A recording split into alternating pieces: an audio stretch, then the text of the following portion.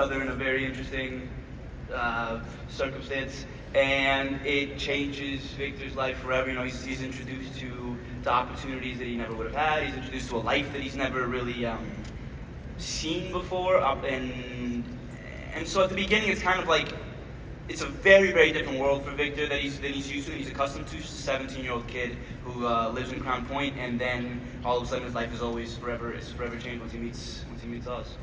How discombobulating is it? You're playing a scene with him, he's doing all the mannerisms, the voice, and then suddenly Colin's, I assume, at some point breaks and speaks as Colin. It's a weird one for sure. I think that, so I remember the first time that I met Colin, it was, well, not in Zoom when I met him in person. It was this camera test that we did when we first showed up in New York, and I was such a fan of the first movie, by the way. I haven't told you that in person yet, but I'm such a massive fan of the movie, and I was such a massive fan of what Colin did as Oz. And I just remember me and my friends would sit down, one of them's actually in the audience right now, me and my friends would sit down and we would rewatch the intro scene to Oz when you first see him on the staircase, because I see him with the twins, and he has that whole monologue, which was, I thought it was just so cool the way he like took his time with it, and I was so impressed by it. So I've seen it a million times, and then to see him walk into the room on the day of the camera test and like look me in the eye and like say my name, it was like the weirdest thing in the world. But I know it's this actor that I seriously admire and that I look up to,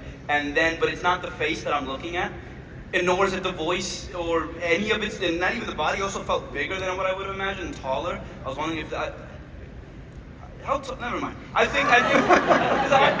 just felt bigger than life, I think, and it was intimidating. And then I remember, I thought it was so cool. I was just on the mic backstage. I was like, it's kind of like a magic trick. I was looking at him up close and personal, and I was just like trying to sneak glances so my brain could wrap my head around what's going on. That it's Colin, but it's also us.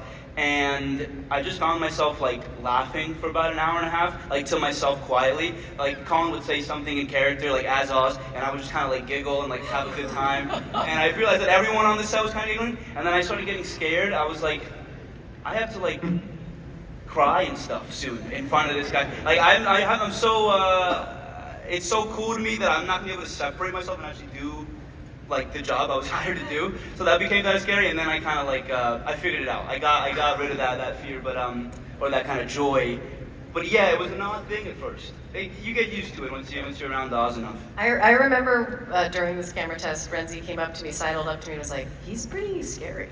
And I'm like, yeah, you should use bigger that. than life, and it's like, and yeah, at the beginning when you're up close and personal, when you see all the scars that Mike put on, and the life that's behind it, it was kind of scary, and it's like, and he's looking at you, and he feels kind of big, and it's like, oh, there was fear for sure, and that's kind of where you meet Victor and Oz, is kind of in a sense of I don't want to give anything away about the show, but it's kind of it's like a volatile relationship, I'd say at the beginning. There's a lot.